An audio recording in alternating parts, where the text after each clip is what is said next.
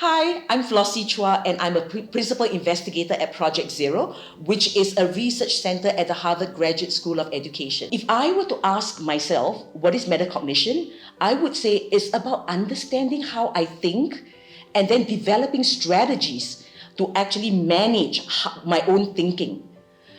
If I understand how I think and I can manage my own thinking, I would be able to ask myself questions like, what am I doing? Is it really working?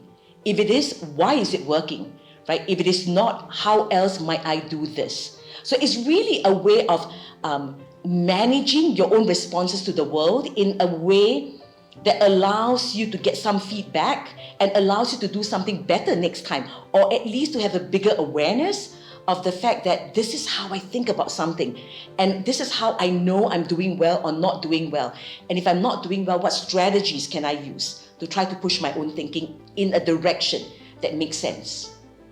If I were a parent, I would be interested in knowing that my child can not just survive in the world, but also thrive. And how's that going to happen?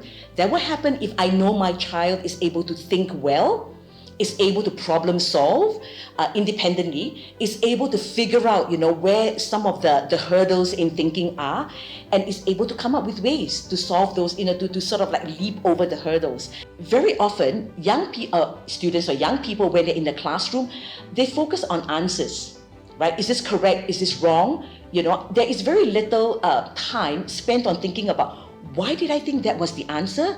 And why do I think that is the correct answer? Are there other answers that I could be coming up with? Or, thinking, okay, maybe there is more than this one answer. So how will I find the other answers? Or expand the way I think about what the question is actually asking. So if people can do that in the classroom or in any learning situation, right, they become more aware of their thinking processes, and they become more aware of how they actually solve problems and figure out a way that they can do better thinking in any situation. And if we can get young people to transfer what they learn in a classroom into real life, that would help them engage the very complex world that we are living in now. There are a lot of things that we are saying are going to be very challenging for young people. Look at climate change, look at immigration, look at starvation and food policies and things like that. And we say this is just too much for young people. But if we teach them the skills to be able to question their own thinking and then to work on their own thinking in ways that incrementally push their ideas forward, and if we teach them how to actually monitor how they're thinking, so that they don't need the teacher to come and say, oops, that's wrong, think again, but they can tell themselves, okay, I think that's wrong, let me think again, or let me think better.